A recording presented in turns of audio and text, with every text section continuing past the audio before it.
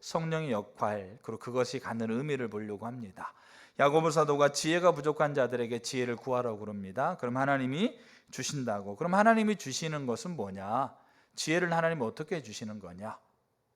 그게 성령을 통해서 우리에게 주시는 게 지혜입니다. 그래서 결국 야고보 사도가 말하는 행함은 성령에 의한 삶입니다. 그래서 우리가 오늘날에도 우리는 성령에 의한 삶을 살아가야 되는데, 그래서 그 예수님의 삶과 사도들의 삶을 살폈고, 그래서 오늘은 성령님이 누구신지, 그리고 그분이 어떤 역할을 하시는 건지, 그리고 그것이 갖는 의미가 뭔지, 이걸 우리가 좀 살펴보려고 합니다. 자, 첫 번째, 성령님이 누구신가? 성령님은 인격체이시고 주권자이신 하나님입니다.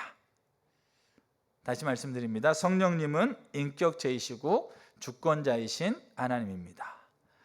그러니까 우리가 이렇게 성경에서 성령님에 대해서 주되게 사용하는 표현이 있어요. 그러니까 주되게 사용하는 표현 때문에 우리가 때로는 오해 아닌 오해를 갖거나 아니면 우리가 놓쳐버리는 게 있어요.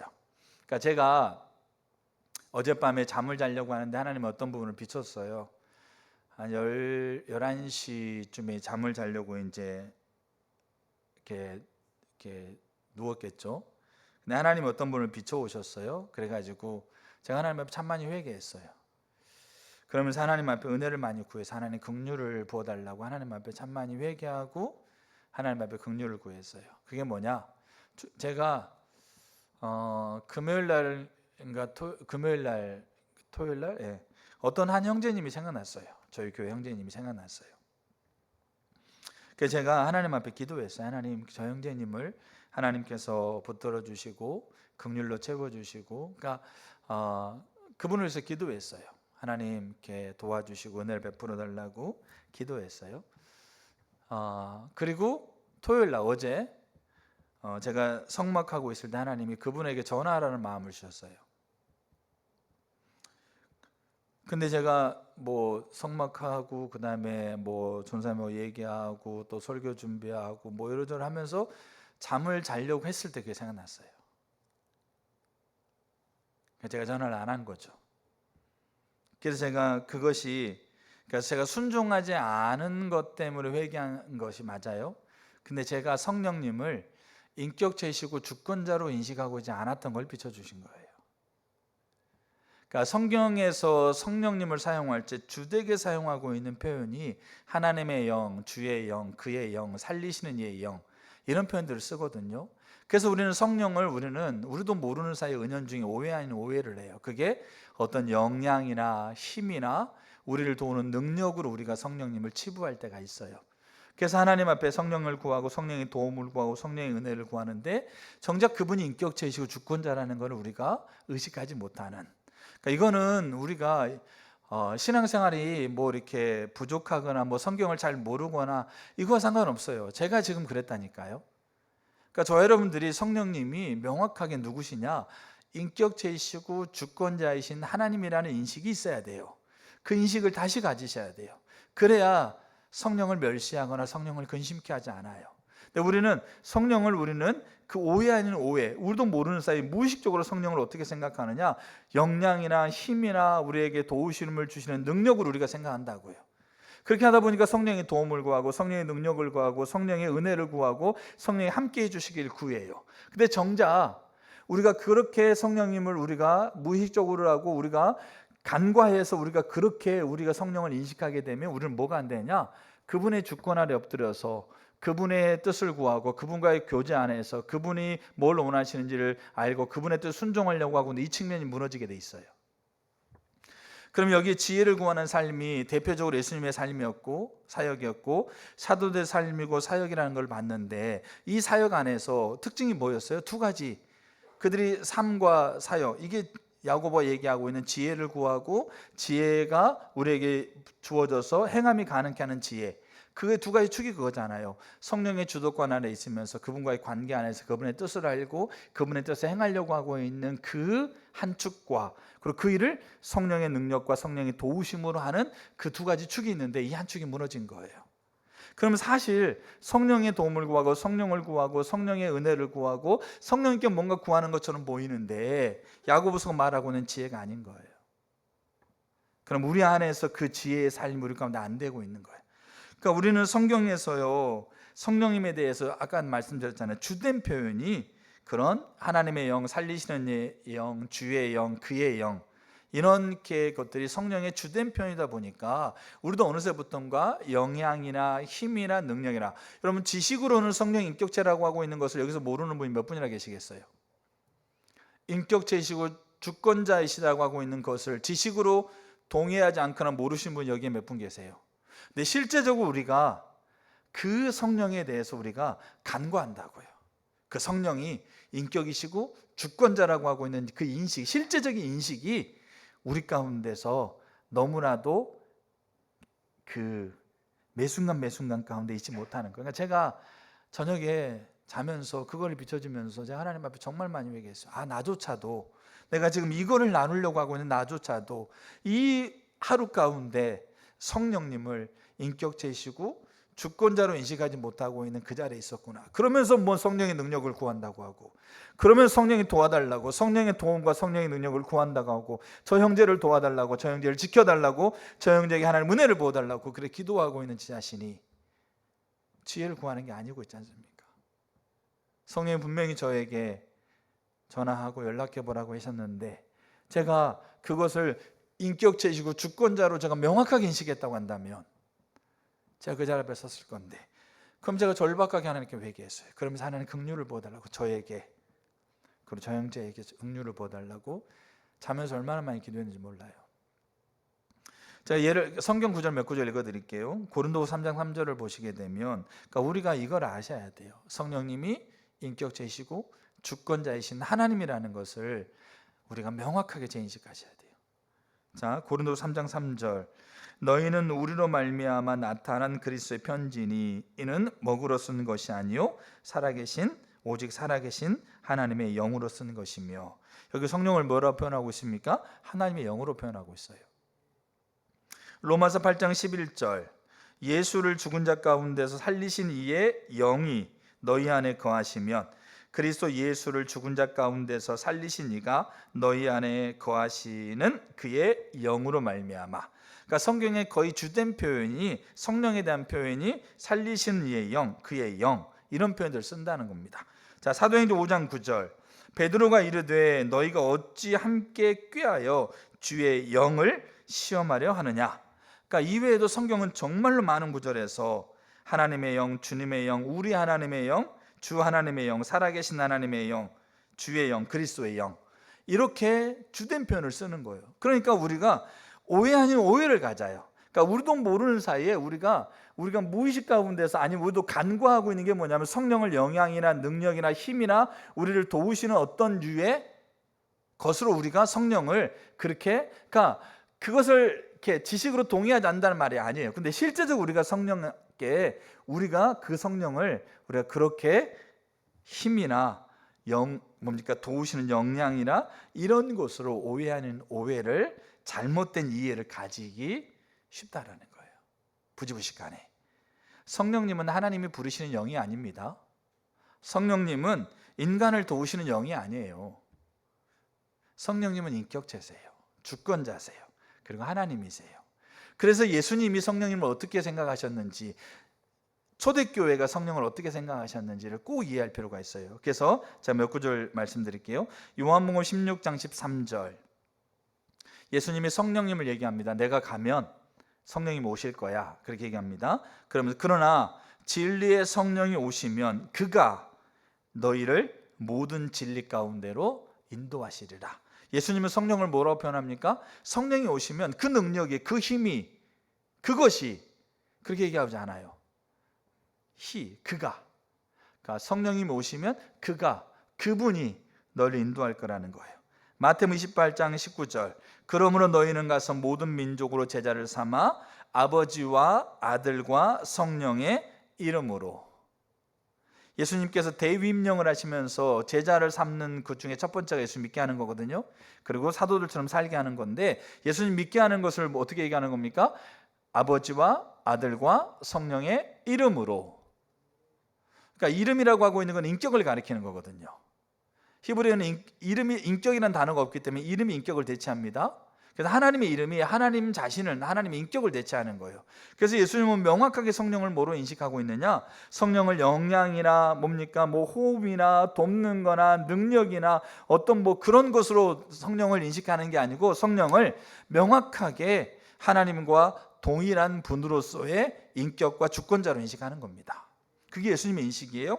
그러면 그 예수님의 인식을 그대로 이어받고 있는 초대교회는 성령을 어떻게 인식하고 있는가? 사도행전 15장 28절, 많은 구절이 있는데 대표적인 구절을 보는 겁니다. 사도행전 15장 28절, 성령과 우리는 이 요긴한 것들 외에는 아무 짐도 너희에게 지우지 아니하는 것이 옳은 줄 알았노니. 여기 뭐라고 얘기하고 있어요? 이거 야고보 사도가 사도행전 15장에 이제 예루살렘 회의를 거쳐 가지고 이방인들에게 이제 회의를 통해서 성령의 인도를 통해서 결정된 사항을 이방인 교회들에게 나누고 있거든요. 그때 뭐라고 그럽니까? 성령과 우리는, 그러니까 우리라고 하고 있는 것은 우리의 역량이나 우리의 뭐 어떤 뭡니까? 그 계획이나 우리의 결정, 이렇게 이것도 의미하는 바지만 그 우리라고 하고 있는 것은 명확하게 그것을 따라가고 있는 주체로서의 인격을 얘기하는 거잖아요. 누가? 근데 우리가 너에게 전한다고 얘기하면서 거기에 우리처럼 인격을 가지고 주체를 가지고 행할 수 있는 존재로서 누구를 같이 연결하고 있어요? 성령을. 그러니까 초대교회는 성령을 인격으로 인식했어요. 성령을 주권자로 인식했어요. 자, 성경 한 구절 더 볼게요. 고린도전서 12장 11절. 이제 후발주자이죠. 선발주자는 야고보, 베드로, 요한 이런 분들이 이제 선발되고 믿음의 선진들이고, 그다음에 그 초대교회에서 이제 리더 중에 후발대가 누구냐면 바울이겠죠. 자, 그 바울이 성령을 이렇게 얘기해요. 11절에 이 모든 일은 같은 한 성령이 행하사 그의 뜻대로 각 사람에게 나누어 주시는 것이라. 여기 보시게 되면 그 후발주자로 이제 리더로 세워져 가고 있는 바울이 은사에 대한 얘기를 하면서 성령이 그의 뜻대로, 여기 그의 뜻대로라고 하고 있는 것은 중의적 의미를 두 가지 의미를 가져요. 하나는 뭐냐면 뜻을 정할 수 있고 결정할 수 있는 의지가 있는 존재다. 또 하나는 그가 뜻하신 대로 그 일을 할 수 있는 주권적인, 주체적인, 그리고 그 일을 할 수 있는 주권자다. 그 의미가 있는 거예요. 그러니까 초대교회, 그리고 예수님을 비롯해서 그 하나님의 백성들은 성령을 인격체이시고 주권자이신 하나님으로 인식했습니다. 그래서 여러분, 우리는 한 하나님에게 세 위격이 존재한다고 우리는 성경을 통해서 믿습니다. 그게 삼위일체입니다. 그러니까 이거는 인간의 이해를 넘어서는 거예요. 그래서 인간의 이해를 가지고 설명할 수 있는 부분이 아니에요. 그래서 삼위일체, 한 하나님으로서 성부, 성자, 성령이 있다라고 하고 있는 세 인격이 존재한다. 성부 하나님도 하나님이시고 성자 하나님도 하나님이시고 성령 하나님도 하나님이시다. 이게 삼위일체인데 이 삼위일체를 설명하기 위해서 많은 예화를 듣는 거죠. 근데 그 예화가 다 합당하지 않아요. 인간의 지혜와 인간의 지식과 인간의 이해 범위에서의 삼위일체를 명확하게 제시할 수가 없어요. 그거는 우리가 뭐 할 수 있는 겁니까? 성경 앞에서, 그 앞에서 엎드려서 이 땅에서 이루어지고 있는 그 하나님과 그분이 자기 자신이 누구인가를 드러내고 있는 증거를 통해서 우리는 그것을 뭐 하는 겁니까? 받아들이는 거예요. 믿는 거예요. 그래서 성경은 어떻게 얘기하는 겁니까? 한 하나님이 계시고 그 하나님 안에 동일한 하나님으로서 인격으로서 성부, 성자, 성령이 계신다. 그래서 성부 하나님도 하나님이시고 성령 하나님도 하나님이시고 성자 하나님도 하나님이시다. 그래서 성령, 지금 야고보 사도가 지혜를 구하라고 그랬잖아요. 그럼 지혜를 주신다. 그 지혜를 주시는 게 성령을 통해 주시는 거예요. 그리고 그 지혜는 행함을 가능하게 해요. 근데 그 지혜를 주시는 우리에게 지혜가 되시고 지혜를 주시는 그 성령이 누구냐? 그 성령이 반드시 기억하시고 인식하셔야 돼요. 인격체이시고 주권자이신 하나님이다. 이게 우리 가운데 재인식되시길 축복합니다. 이게 여러분 가운데 분명하게 지식으로 동의될 뿐만 아니라 중심에서부터 이게 명확하게 우리 가운데 동의되시고 인식되셔야 돼요. 그래야 이 두 가지의 축이 가능해지는 거예요. 자, 첫 번째 봤었고요. 자, 두 번째입니다. 두 번째는 그 인격체이시고 주권자이신 성령님이 무슨 일을 하시는가예요. 왜냐하면 그것이 제가 이제 세 번째 나누려고 하고 있는 그 부분과 연결되어 있거든요. 그분의 역할이 뭐냐, 그분이 무슨 일을 하시느냐를 보려고 합니다. 그러니까 세 가지 일을 하세요. 세 가지 일. 첫째가 창조. 그러니까 그분이 무슨 일을 하셨고 하실 거고 하시고 계시나예요. 자, 첫 번째가 창조예요. 두 번째가 재창조예요. 그리고 세 번째가 역사 안에서의 재창조예요. 자, 이걸 성령의 역할입니다. 자, 세 가지 꼭 기억하셔야 돼요. 창조, 재창조, 역사 안에서의 재창조. 자, 이 일을 성령님이 하셨고 하실 거고 하시고 계세요. 그럼 우리가 이게 왜 중요하냐면, 제가 좀 이렇게 더 나누겠지만, 우리가 지혜를 구하잖아요. 그러니까 어떤 시험의 자리에서, 어떤 상황의 자리에서, 어떤 이렇게 환경의 자리에서 뭘 해야 될지, 어떻게 해야 될지, 언제 해야 될지, 왜 해야 될지, 그 다음에 뭡니까? 누구랑 해야 될지, 그 다음에 이것들을 실제적으로 우리가 하나님의 인도하심을 받는 게 지혜인 거예요. 그 지혜는 우리가 실제적으로 그 일을 하게 하는 그 행함을 가능하게 한다라는 거죠. 근데 이게 우리가 가는 거 어떻게 하냐면, 우리가 그런 표현을 쓰잖아요. 하나님이 마치 12대문 뒤에 숨어 계셔가지고 두드리고 찾고 구하라 그러면 이제 우리가 두드리는 거죠. 근데 하나님은 어디에 있다고요? 12대문 뒤에 계시는 거예요. 그래가지고 두드려, 막 죽기 살기 두드려가지고 하나 문 열렸어. 하나님이 계실 것처럼 보였는데 문이 또 있는 거야. 그럼 어떻게? 또 그냥 막 죽기 살기 두드려. 그때는 안 되니까 밥을 안 먹고, 알겠죠? 매일매일 그냥, 알겠죠? 두드려. 그래, 하나 문이 열렸어. 이제 하나님이 주시겠네 했는데 또 문이 있어. 그래가지고 뭡니까? 죽기 살기 두드려야지 12대문이 그나마 열려가지고 하나님 볼까 말까 한, 우리는 그렇게 이해하는 게 있어요. 그래서 이것도 구하면서도 그것이 되리라고 하고 있는 기대조차도 없는, 그리고 그거를 구하기 위해서는 더 12대문이나 되는 그 대문을 열어야 되는 그 수고로 있어야 되는, 우리는 그렇게 여긴다고요. 근데 성령의 역할, 어떤 일을 하셨고 어떤 일을 하실 것이고 어떤 일을 하고 있는가에 대한 부분을 보게 되면, 그게 우리가 성령께 구했을 때 성령이 나 그거 우리가 그런 게 있잖아요. 어떤 사람에게 어떤 일을 부탁했을 때 나 전혀 뭐 그런 계획이 없는데요, 그럴 생각도 없는데요. 그러면 가가지고 또 어떻게 하는 겁니까? 또 부탁하고 또 해달라고 하는 거예요. 그러면 계획이 없다니까요, 안 된다니까요. 근데 막 가서 해. 그러니까 그래요? 그러면 좀 생각을 좀 해볼게요. 검토 한번 해볼게요. 근데도 안 해주니까 또 가서 막 해. 그러니까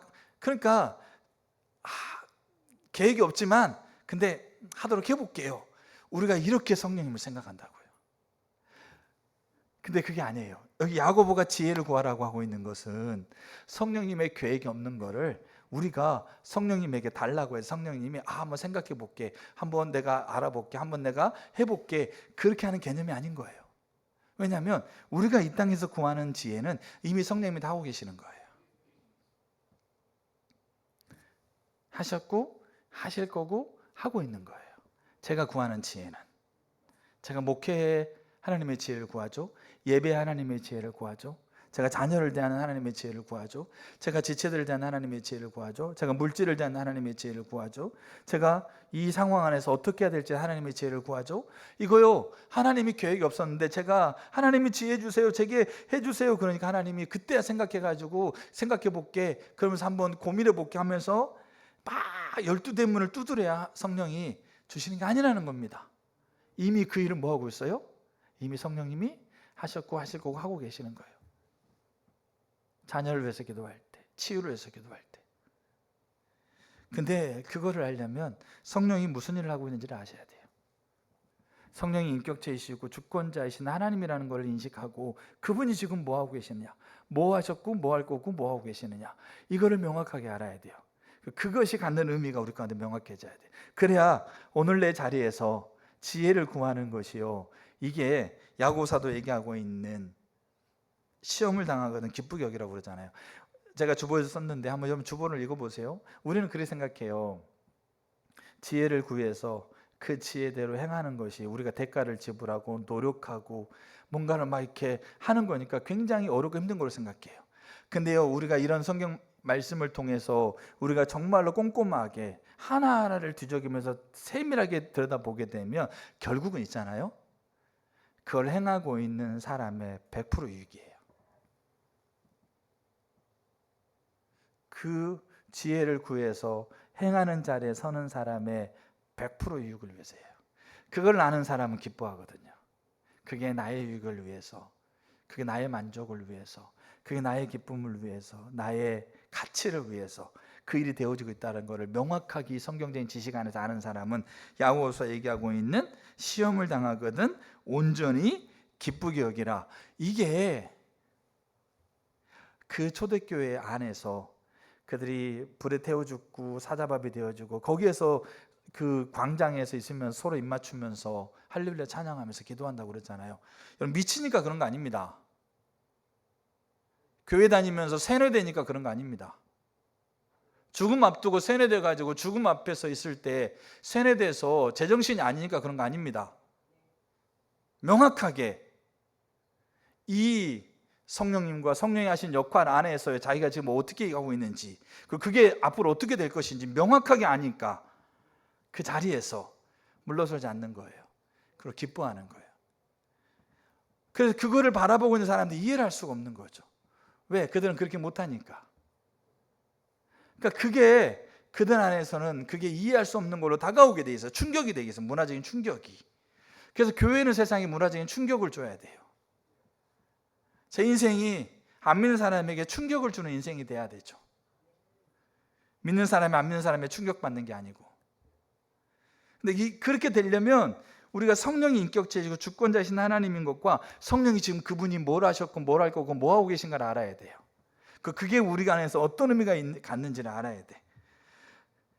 이 야고보서가 얘기하고 있는 이 말이 1장 1절부터 5절까지 이 말이 야고보서 전체를 가능하게 하는 핵심적인 진리이고 핵심적인 야고보 사도의 주장이고 핵심적인 초기 교회의 주장이고 믿음이고, 이게 결국 그들 삶 안에서 우리가 알고 있는 로마를 바꾸는 겁니다. 강력한 예수 믿는 사람을 잡아 죽이는 그 사람을 바꾸는 겁니다. 그러려면 우리는 명확하게 지혜를 구해야 되는데, 그 지혜를 우리에게 주시는 그 성령님이 누구인지, 그분이 뭘 하고 있는지, 그게 어떤 의미인지를 우리가 알아야 되는 겁니다. 자, 그래서 지금 살펴보고 있는 겁니다. 그리고 다음 주는 이제 그렇게 그 성령님을 따라갔던 사도행전의 몇 가지 사례들을 좀 보려고 합니다. 자, 첫 번째, 그러니까 세 가지 성령님이 하셨고 하실 거고 하시고 계세요.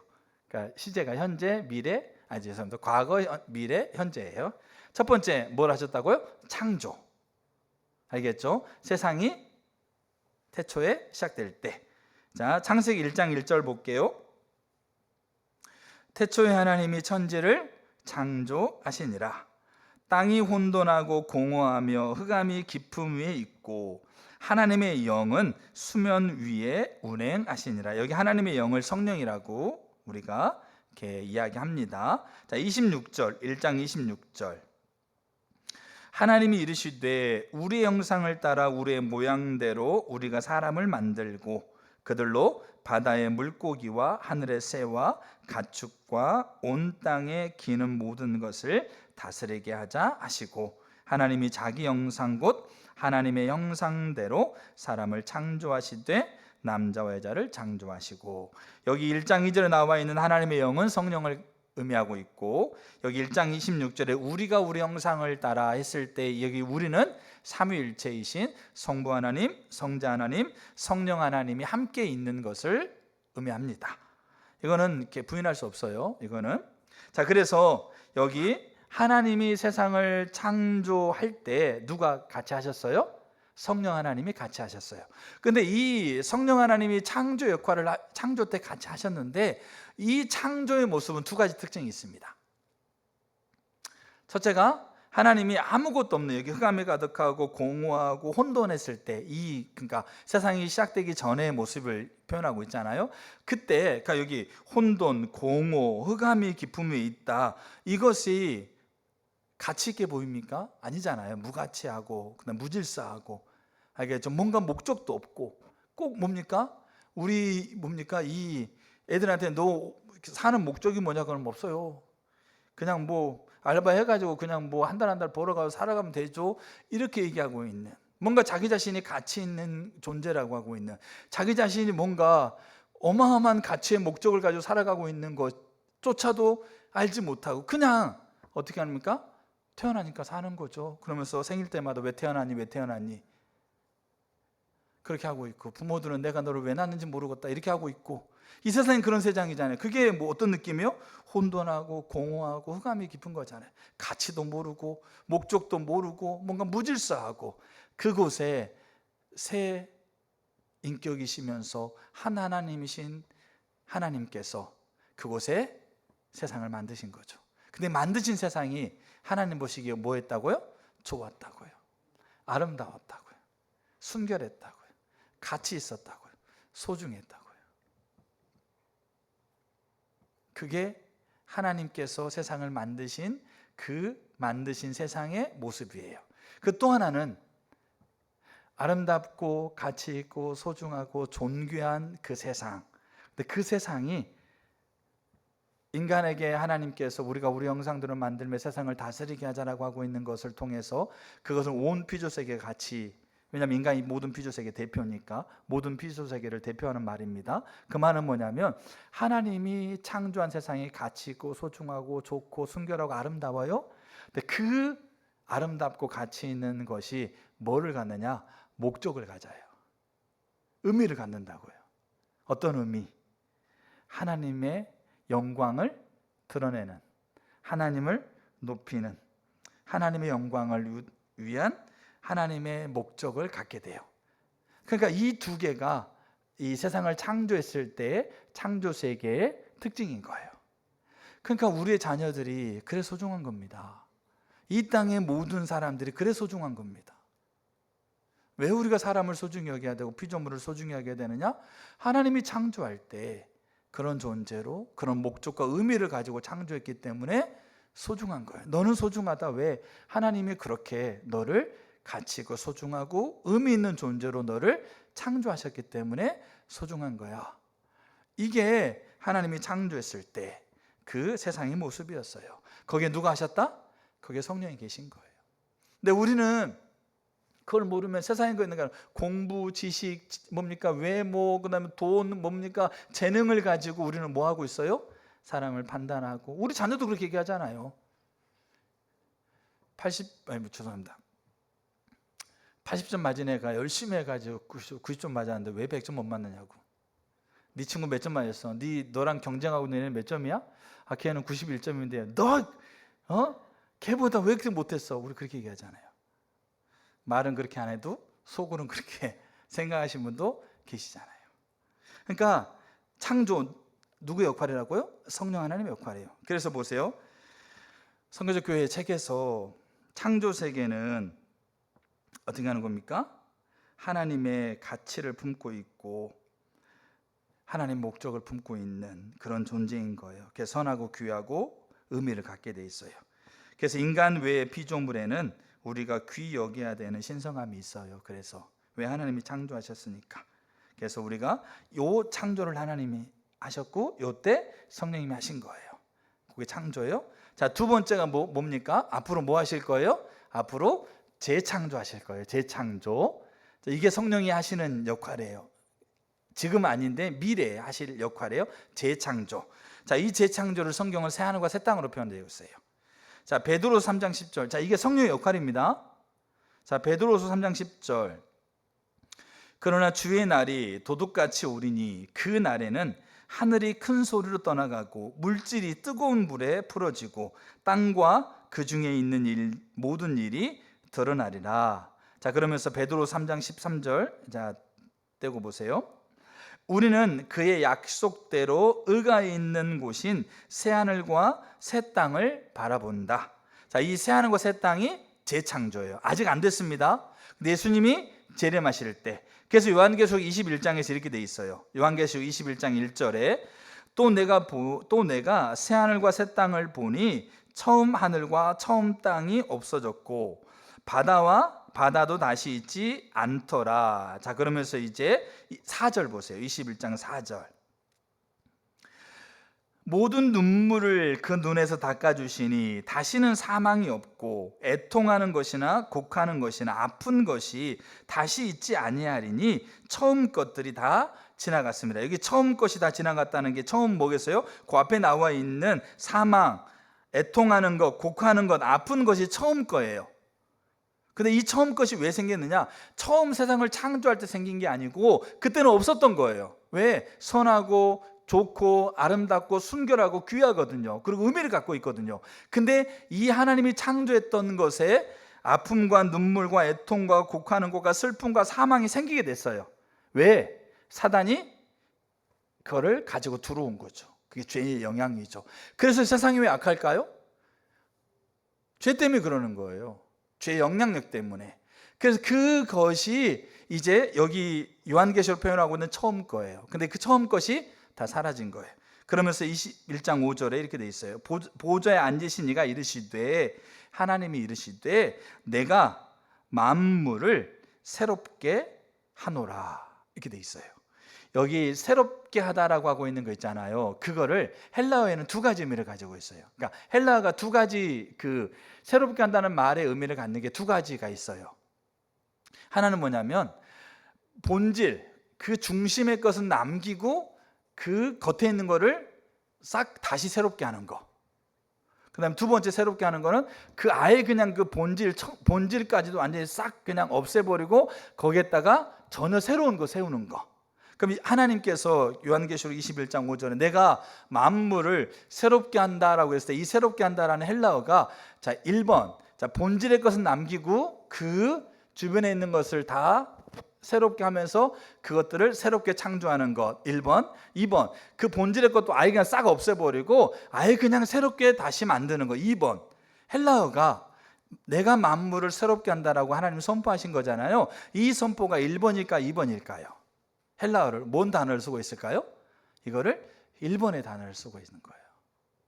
그러니까 1번의 단어를 쓰고 있다는 말은 뭐겠어요? 본질은 남겨두고 그 잡다한 것들 있잖아요. 알겠죠?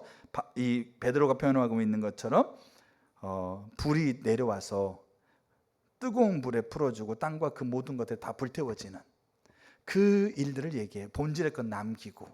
그게 누가 했다고요? 내가 만물을 새롭게 한다. 재창조와 새하늘과 새 땅을 내가 만들겠다. 여기 내가 선언하고 있는 건데 창세기 1장에 우리가 세상을 만들자라고 하고 있는 것과 삼위일체에 의해서 여기 뭡니까? 새하늘과 새 땅도 누가 하고 같이 하고 있는 거예요? 성령 하나님이 같이 그 일을 하실 거란 얘기예요. 그러면 여기 새하늘과 새 땅은 뭐냐? 창조된 그것들이 완전하게 사라지고 전혀 새로운 새하늘과 새 땅으로 새롭게 만들어지는 거냐? 그렇지 않다라는 거예요. 왜? 성경에서 하나님이 선포할 때 그렇게 선포하고 있잖아요. 본질은 남겨두고 그 본질이 겉에 있는 것들 다 불태워버리고 그리고 본질을 가지고 다시 내가 새하늘과 새 땅을 이루겠다, 이렇게 얘기하시는 거죠. 그럼 여기 본질을 남겨두고 겉에 있는 걸 다 태우는 건 뭐냐? 이 겉에 있는 게 뭐겠어요? 이 죄의 영향력인 거예요. 이 땅에서 사단이 죄로 인해서 우리 가운데 펼쳐놓고 있는 영향력, 그 영향력이 뭐를 해치고 있어요? 하나님이 처음 창조했을 때 가치 있고 순결하고 소중하고 존엄하고 의미를 가지고 있는 것을 해치고 있는 그 악의 영향력을 다 불태워버리는 거예요. 주의 불로. 어떤 것도 견디기 수 없는 그 불로 다 소멸하는 거예요. 그리고 창조 때 가지고 있었던 그 본질을 다시 새하늘과 새 땅, 그건 예수님이 재림할 때예요. 예수님이 이 땅에 오실 때 그 새하늘과 새 땅으로서의 그 창조 세계를 다시 이뤄가고 있는 거예요. 그럼 이제 우리가 이게 있어요. 하나님이 창조했을 때 성령이 같이 하셨잖아요. 그때 이 창조 세계를 완전하게 무너뜨리는 게 누굽니까? 사단인 거잖아요. 그리고 그 사단의 영향력 때문에 지금 일이 벌어지는 거죠. 근데 여기 새하늘과 새 땅에서도 그럼 그 일이 벌어질 수 있을 것 같지 않습니까? 근데 그게 안 된다는 거예요. 왜냐하면 21장에 새하늘과 새 땅 나오잖아요. 근데 20장에 이제 천년 왕국이 나오게 되어지고 이제 예수님의 재림이 나오게 되는데 그때 그 창조를 무너뜨렸던 사단, 그 사단이 완전하게 이제 어떻게 되냐면 무적영 속으로 갇히게 되거든요. 그러니까 더 이상 그 새하늘과 새 땅을 이제 침범할 수 있는 그 존재와 영향력이 완전하게 제로가 돼버리는 거예요. 그게 예수의 재림이에요. 그리고 그렇게 완전하게 그 영향력을 펼치는 사단을 무조건이 갖추고 완전하게 제로로 만들고 그 땅을 어떻게 하는 겁니까? 그 영향력을 싹 불태워버리는 거예요. 그래서 우주 전체, 이 땅 전체를 말살하고 새롭게 세우는 게 아니에요. 새하늘과 새 땅이. 이 창조 세계, 이 오늘날 살아가고 있는 창조 세계 안에 있는 모든 악한 것을 불태우시고 죄악된 그 세상의 영향력을 완전하게 거두시고, 그래서 아픔도 없고 사망도 없고 눈물도 없고 애통함도 없는 거예요. 왜? 그걸 다 불태워보고 사라지게 하고 그것의 영향력을 주고 있는 그 존재 자체를 완전하게 무적용 속에 가둬버렸으니까. 그래서 이제는 그 새하늘과 새 땅이 처음 것이 이제 다 지나가고 새롭게 된 새하늘과 새 땅으로서의 그 창조로서 우리 가운데 영원토록 존재하고 있다는 거죠. 그게 재창조예요. 그걸 언제 하실 거다? 예수님이 재림하실 때 하실 거예요. 근데 그 일을 누가 하실 거다? 그 일을 성령님이 하실 거라는 거죠. 성령 하나님 창조하셨고 성령 하나님이 재창조하실 거예요. 그러면 창조하시고 재창조하시는 걸 성령 하나님 끝나는 게 아니고 그럼 또 뭐가 있느냐? 역사 안에서의 재창조가 있어요. 이 역사 안은 뭘까요? 하나님이 세상을 창조했을 때부터 세상이 끝나는 예수님이 재림 때까지 이 기간을 우리는 뭐라고 부를까요? 이걸 역사로 부르는 거예요. 세상이 시작될 때부터 세상이 끝날 때까지의 일을 우리는 역사라고 불러요. 그럼 이 역사 안에서 성령님이 하시는 역할이 있어요. 근데 이 역할을 우리가 세 번째로 우리가 봐야 돼요. 왜냐하면 요 세계가 사실은 같은 거예요. 요 세계가 사실은 같은 거고 요 세계가 사실은 우리가 구하는 지혜와 연결되어 있는 거예요. 그럼 이 역사 안에서 지금 성령이 뭐하고 계시느냐? 지금 현재 살아계시면서 인격체로 주권자로 살아계신 하나님으로서 지금 뭐하고 계시느냐? 이걸 로이존스 목사님이 정말로 멋있는 말로 표현했어요. 어떻게 표현하고 있느냐? 역사 속에서의 재창조예요. 창조하셨고 창조하실 거고 재창조하실 거고 지금 우리가 살아가고 있는 역사 안에서 성령 하나님이 재창조하고 계시는 거죠.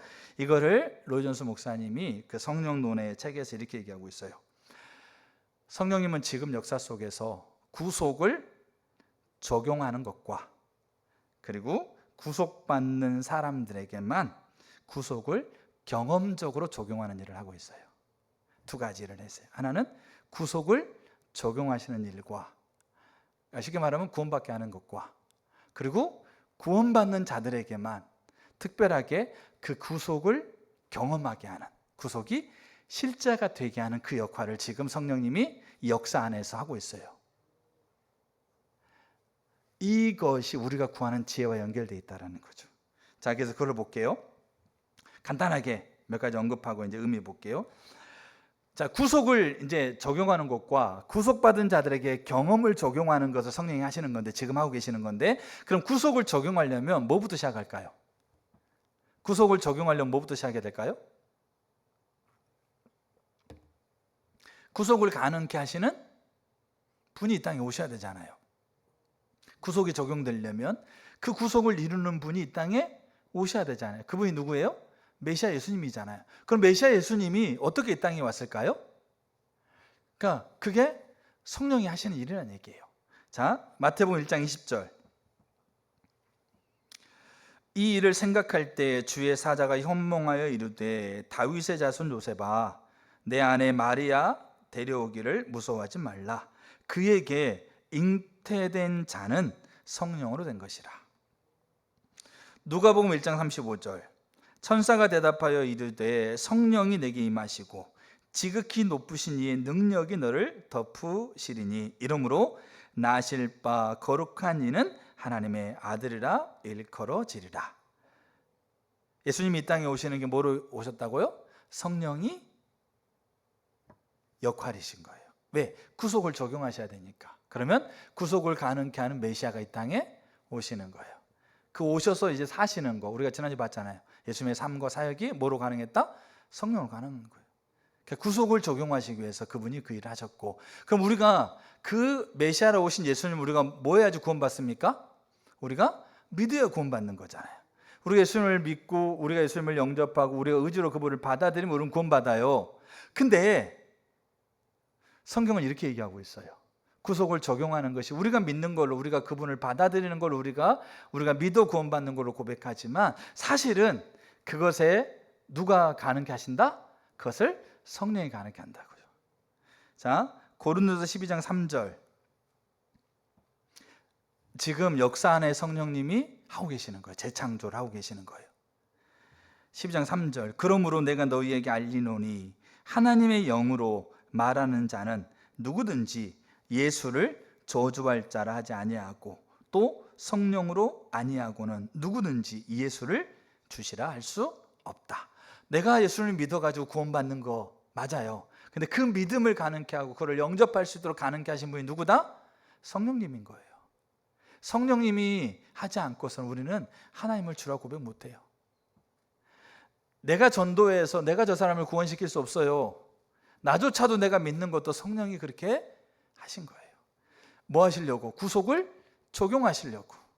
그게 성령님이 지금 하고 계시는 일이에요. 내 자녀, 내 형제, 내 부모, 내 뭡니까? 내 사랑 남편과 아내 구속을 적용하시기 위해서 성령이 하시는 거예요. 그래서 메시아를 보내시는 거, 그분의 삶, 십자가 죽으시고 부활까지 그분의 삶, 그리고 그분의 삶을 통해서 구속을 받아들이고 믿도록 하시는 그분이 성령님인 거예요. 근데 성령님이 그것만은 끝나지 않아요. 아까 로준수 목사님 얘기했잖아요. 구속을 적용하는 것과 그리고 구속받은 자들에게만 구속을 경험적으로 적용하는 것을 성령이 하세요. 그걸 지금 하시고 계신다는 거예요. 그러면 구속받는 자들이 경험적으로 구속을 적용하는 게 뭐냐? 자, 그거를 몇 가지 제가 말씀드릴게요. 하나가 뭐냐면 그 중에 하나가 목적이에요. 목적. 이걸 로준수 목사님이 효과적인 부르심이라고 얘기하더라고요. 효과적인 부르심. 우리가 열심히 살고요, 열심히 노력하고 아침부터 밤늦게까지 열심히 살아. 그러니까 태평양 한복판에서 배 타고 열심히 노를 젓는다고요. 근데 어디 갈지 몰라.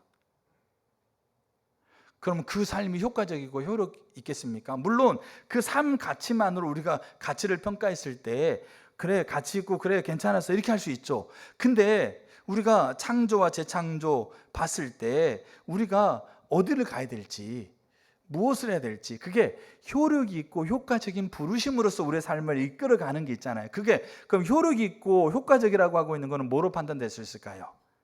우리가 하나님 앞에 갔을 때 바울이 그러잖아요. 불에 다 태워질 거다.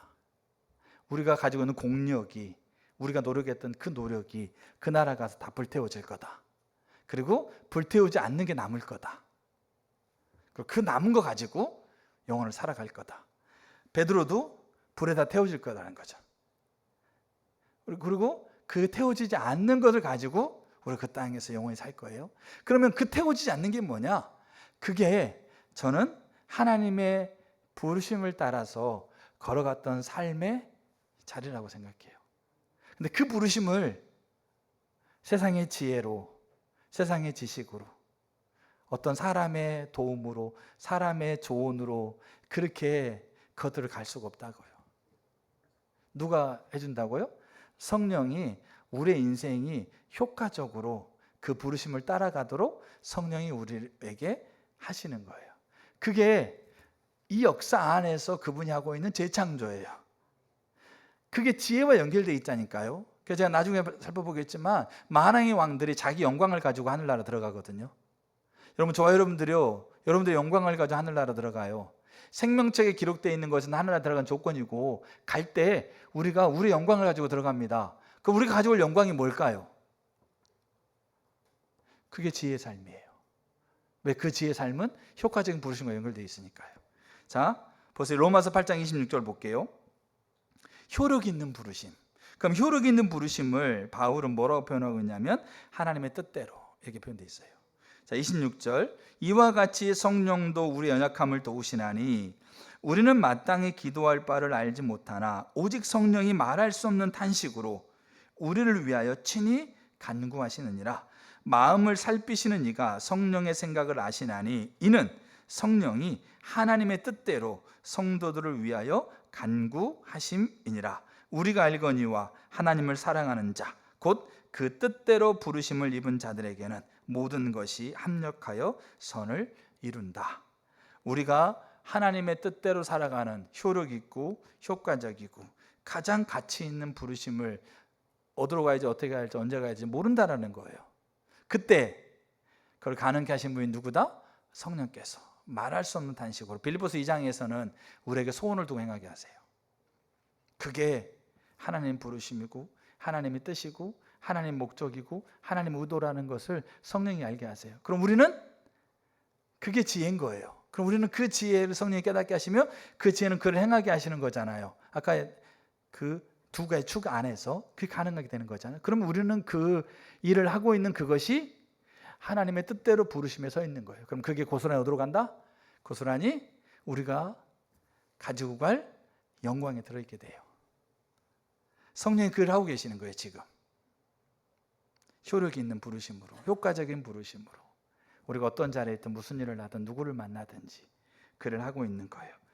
그리고 또 하나가 뭐냐면 성령, 그러니까 지금 우리가 하고 계시는 일이, 자 보세요.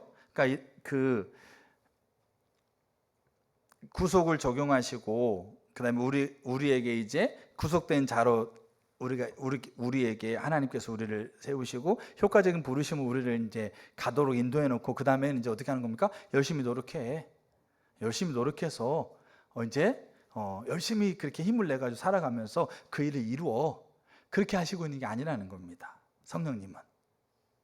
그러니까 지금 성령님이 지금 이 역사 속에서 재창조하고 있는 걸 보면 명확하게 지혜를 구하라고 하고 있는 그 말의 의미가 명확해져요. 사실은. 그러면 보세요. 그러니까 구속을 적용하시기 위해서 다 하셨고 우리를 구속하게 하셨고 그 다음에 효력 있고 가장 가치 있는 목적을 향해서 우리를 가도록 해놓고 그 다음에 이제 성령님은 이제 우리가 열심히 하게 하는 게 아니고 그 다음에는 성령님 뭐 하신다고요? 우리 안에 내주하셔서 우리 안에서 길을 지도하시고 보이시고 그리고 우리에게 능력이 되셔서 그 일을 가능하게 하신다고요. 그게 지금 역사 안에서 그분이 하고 있는 재창조의 일이에요. 그래서 성령님 우리 가운데 내주하세요. 우리 예수 믿을 때 고린도서 1장 22절에 그가 또한 우리에게 인치시고 보증으로 우리 마음에 성령을 주셨다. 이거는 내가 하나님의 자녀된 것을 하나님의 나의 아버지로서 나를 어떻게 하는 겁니까? 저 하늘나라까지 이끌어가겠다라고 하고 있는 명확한 보증, 계약금인 거예요. 성령만큼 확실한 보증이 있겠습니까? 우리 안에 내주하시고 그리고 우리 가운데 내적인 능력으로 우리 가운데 임하세요.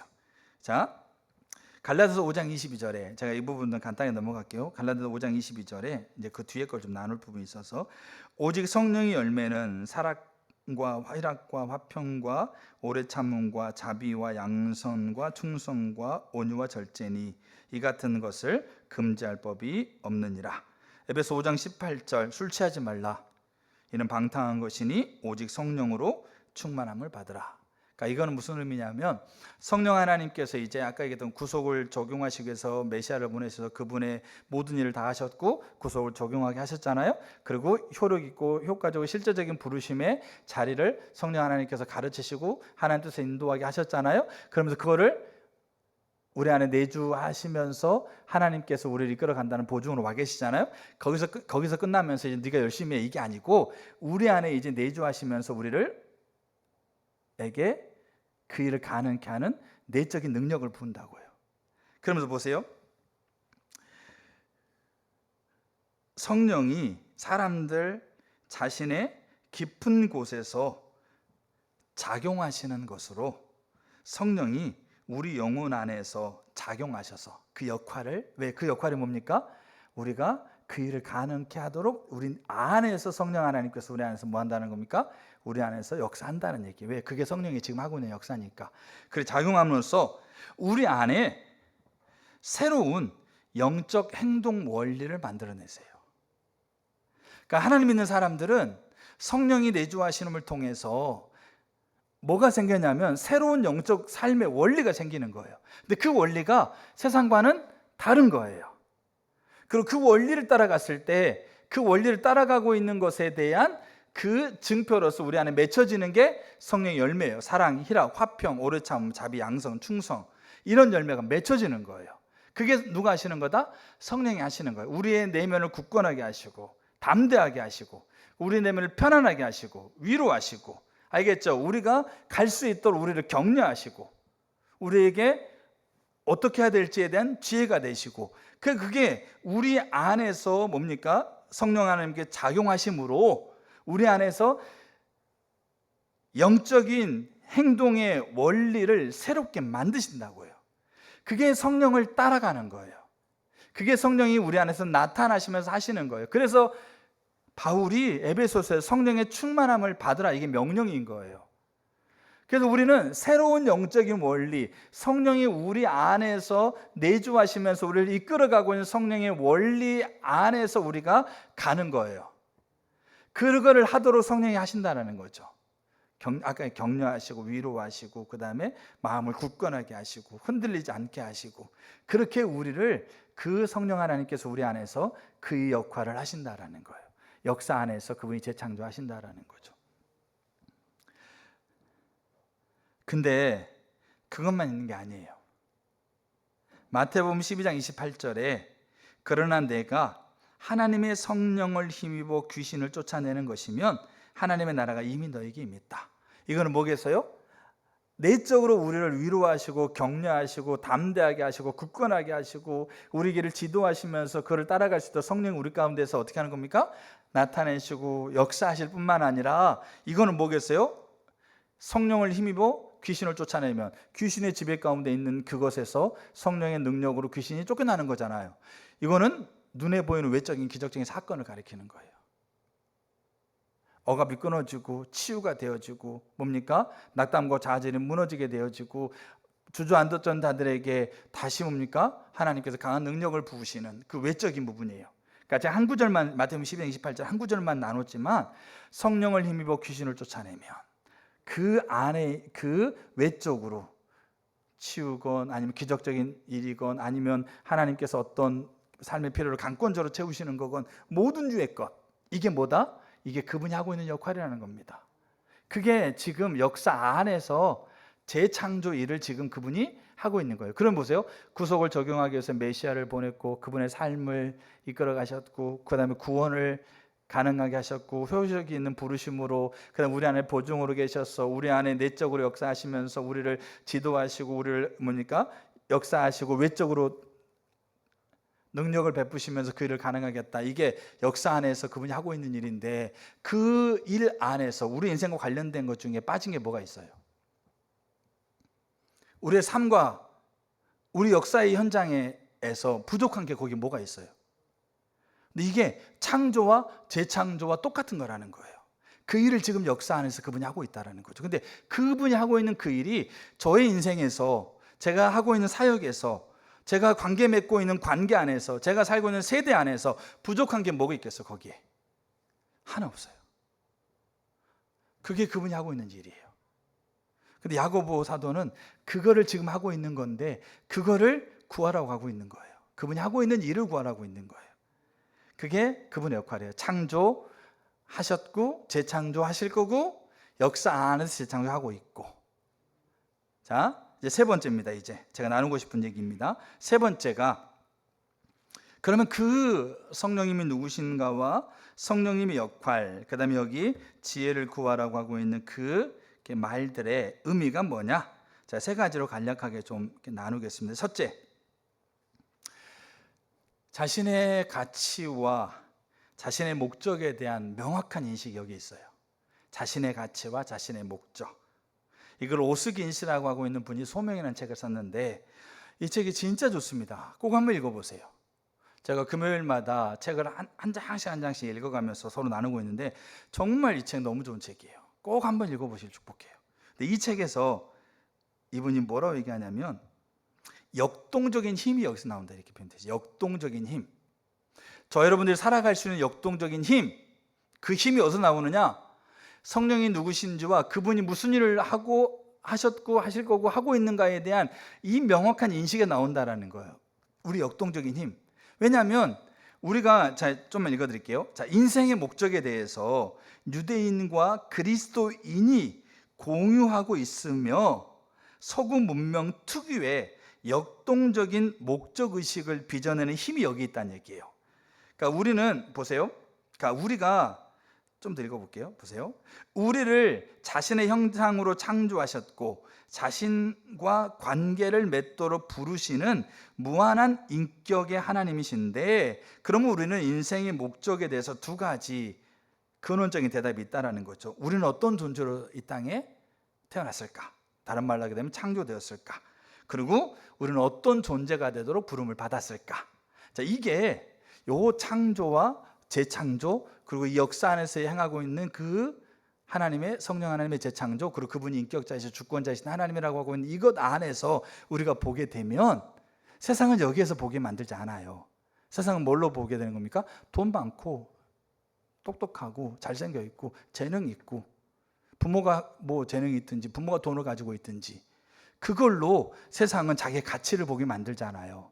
그러니까 우리 안에서 역동적인 힘이 그거를 견고하게 버티면서 그거를 견고하게 가져갈 수 있는 강력한 힘이 세상에서는 안 된다라는 거예요. 왜냐하면 내가 조금 가지고 있을 때는 역동적으로 뭔가 있는 것처럼 보이는데 조금만 더 어려움 당한다든지 아니면 나보다 더 가지고 있는 사람 만나게 되면 금방 뭐 하고 있어요? 평가하잖아요. 저 사람과 비교해서 내가, 나보다 안 좋은 사람 비교해서 내가 조금 그래도 살만하고 괜찮을 거 했는데 나보다 좋은 사람 만나면 뭐 하고 있어요? 내 가치, 내 존재, 내가 살아갈 이유, 그리고 가치에 대한 것들이 금방 어떻게 하는 거면 그걸로 평가하면 우리 안에 뭐가 사라져요? 동력이 사라지죠. 가치가 없어, 쓸모 없어, 이러려고 태어났어? 왜 나는 이 부모 밑에서, 왜 나 이런 모습으로, 왜 나 이런 환경에서, 왜 내 애는 이런 모양이야, 왜 내 아내는 이거, 왜 남편이 이래? 그러면서 우리가 살아갈 동력과 가치가 완전하게 떨어지는 거예요. 그럼 어떻게 되겠어요? 그러면 그냥 태어난 김에 사는 거예요. 그리고 생일 때마다 왜 태어나니 그거 부르고 있고, 그러면서 저 사람 원망하고 있고, 쟤만 저러지 않았으면, 내가 이 사람 만나지 않았으면, 내가 이 환경이 아니면, 이렇게 하고 있는 거예요. 어디서 그 안에서 역동적으로 그것들의 안에서 이 가치를 보고 이 효력 있는 목적을 향해서 역동적으로 내 삶을 세워가는 그것들이 어디가 있느냐. 보세요. 여기 우리 창조주의 이런 부르심 속에서 깊은 자아 발견과 그 다음에 우리의 가치를 발견할 때 우리에게 강력한 영감과 역동성을 부여합니다. 그게 이 의미인 거예요. 그래서 이 야고보 사도가 시험을 당해서 시련이라고 얘기하잖아요. 그때 기뻐하라 얘기하고 있는 거, 그게 불가능한 게 아닌 겁니다. 근데 이게 성령의 인격체이시고 주권자이심과 성령의 역할이 명확하게 우리가 보여야 돼요. 자, 그럼 두 번째예요.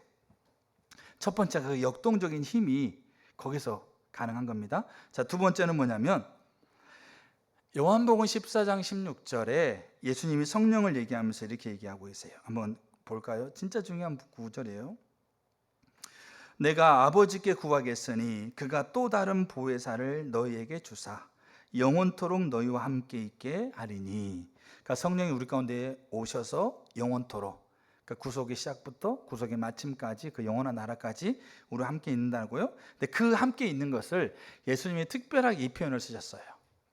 어떤 표현이냐? 18절 보세요. 14장 18절.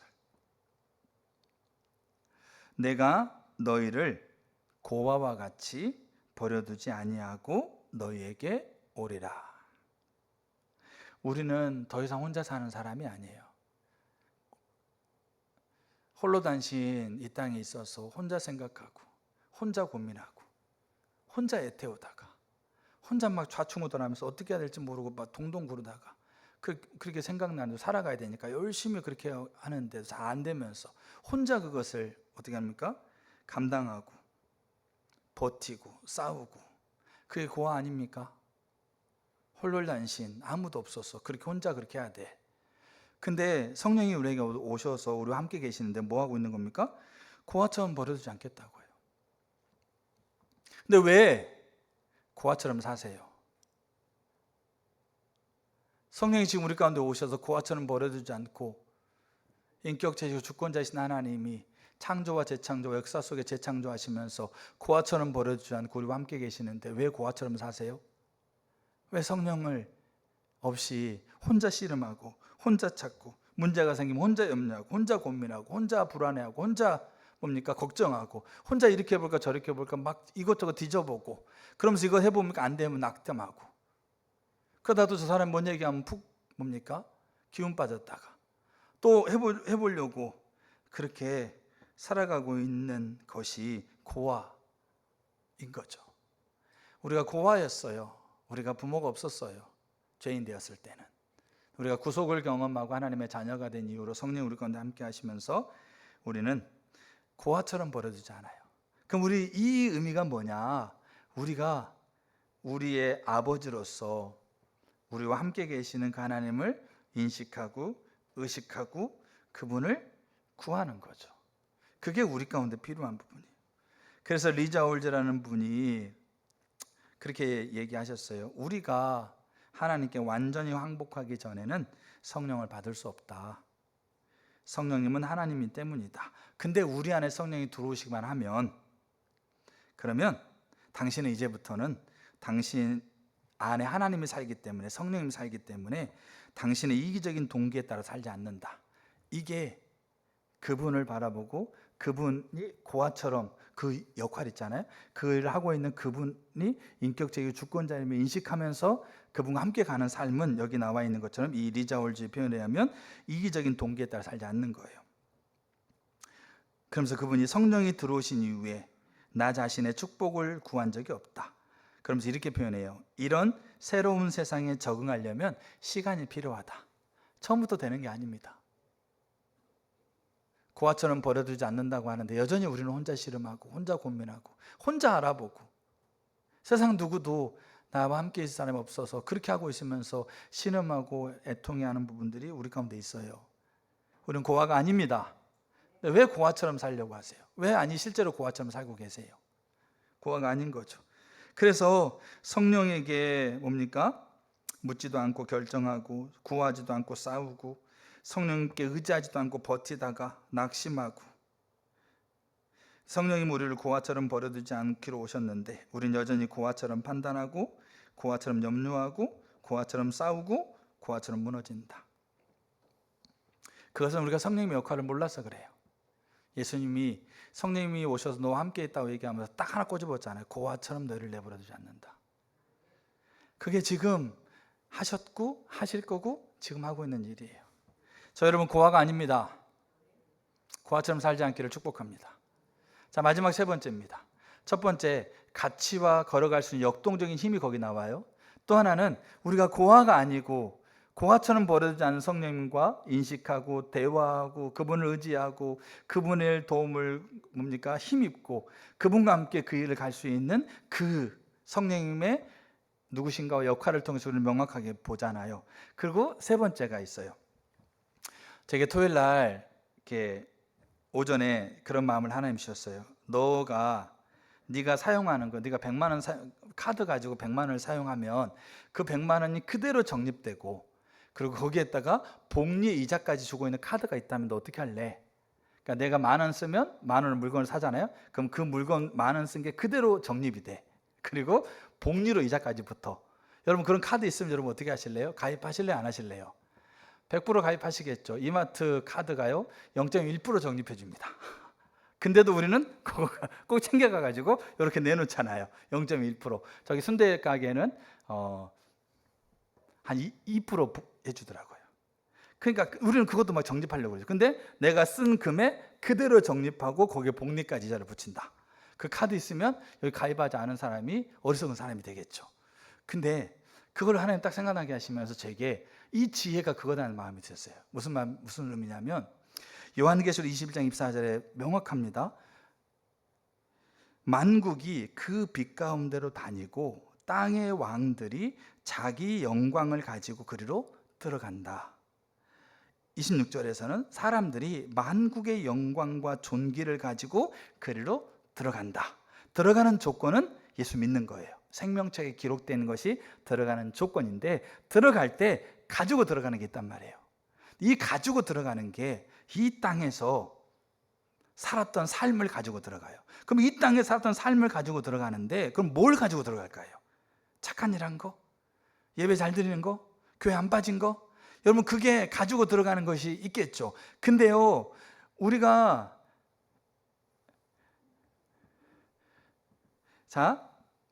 이 땅의 영광과 존귀가 뭐냐면 자발적으로 하나님을 예배하고 그분께 영광을 돌리는 마음에서 행한 모든 일이 우리가 가져가야 될 영광인 거예요. 그럼 여기 하나님을 자발적으로 하나님을 사랑하고 예배하고 그분을 경외하며 높이며 그분의 영광을 위해서 우리가 그 중심으로 우리가 행한 일, 그럼 이게 뭐겠어요? 이게 야고보가 얘기하고 있는 지혜예요. 그러면 저는 야고보가 얘기하고 있는 그 지혜를 구하는 그 자리 안에서 제 삶의 지혜를 구하면서 그 지혜를 행해갔을 때 이 땅에서 그 지혜가 내 삶이 하나님의 기준 가운데 행하도록 하는 것이 되니까 그 삶을 살고 그 하나님의 목적대로 그 뜻을 이루어갈 뿐만 아니라 그게 고도로 그게 저 하늘에 정립이 되어지는, 그리고 거기에 복리 이자까지 붙어. 착하고 충성된 종아, 네가 작은 일에 충성하였음에 큰 일을 내게 맡기고 내 주인의 즐거움에 참여한다. 그 땅에서 제가 그 땅에 가서 그 들고 갈 영광, 그 영광이 이거라는 생각이 드는 거예요. 그러니까 제가 너무 이 삶 안에서의 이 야고보 사도 얘기하고 있는 지혜를 구해라, 그리고 너희가 왜 기뻐하는지에 대한 것들이 더 이해가 되는 거예요. 그리고 제 삶 안에서 지혜를 구하는 거예요. 그러니까 아까 제가 서도 얘기했잖아요. 어떤 형제에 대해서 기도하고 있는데 그 밤에 전화라고 하고 있는 그 연락하라고 하고 있는 그것들을 제가 하지 못했을 때 단순히 그냥 순종하지 않았다는 그 개념, 같은 의미겠지만 그것이 아니라 이 의미에 생각해 보니까 내가 지혜를 구하고 그 지혜를 구하는 대로 내 삶이 서지 않았다라고 하고 있는 게 인식이 되니까 너무 마음이 아픈 거예요. 너무 하나님께 죄송한 거예요. 오늘 제가 살펴가면서 오늘 말씀을 마무리하면서 저 여러분들에게 지혜를 구하라고 하고 있는, 그러면 주신다라고 하고 있는 이 야고보 사도가 얘기하고 있는 이 말의 의미가 더 선명하게 인식되기를 축복합니다. 그리고요, 지혜를 구하시기를 축복합니다. 창조하셨고 재창조하실 것이고 역사 안에서 지금 재창조하고 계시는 그 성령 하나님의 움직임을 구하는 게 지혜입니다. 그게 우리에게 역동적인 힘을 갖게 하고요, 그게 우리가 그 고아처럼 우리가 하지 않고 성령과 함께 동행하게 하고요, 그 삶이 결국은 그 영원한 날에 우리가 가져갈 영광이 되는 겁니다. 저 여러분들에게 가져갈 거 있는 것이 있으면 좋겠습니다. 뭐 가지고 가시겠습니까? 세상에도 자기가 가지고 있는 돈과 명예 가지고 가지 않는다고 다 압니다. 공수래 공수고 다 압니다. 아무것도 가져갈 거 없어요. 근데 믿는 자들은 가져갈 게 있는 거예요. 믿는 자들은 저 하늘에 쌓아두고 있는 게 있는 거예요. 그거 쌓아두시길 축복합니다. 세상에서 영원할 것처럼 우리 자녀들에게 우리가 다 남겨주겠죠. 그것만을 소중하게 생각하잖아요. 근데 정작 우리는 가져갈 게 없잖아요. 그렇게 사시겠어요? 아니면 우리가 이 땅에서도 우리가 그 복을 누리고, 그리고 우리가 영원한 나라까지 그대로 우리가 연결될 수 있는 그 복의 그 삶을 살아가시겠어요? 결국 이게 야고보가 얘기하고 있는 지혜예요.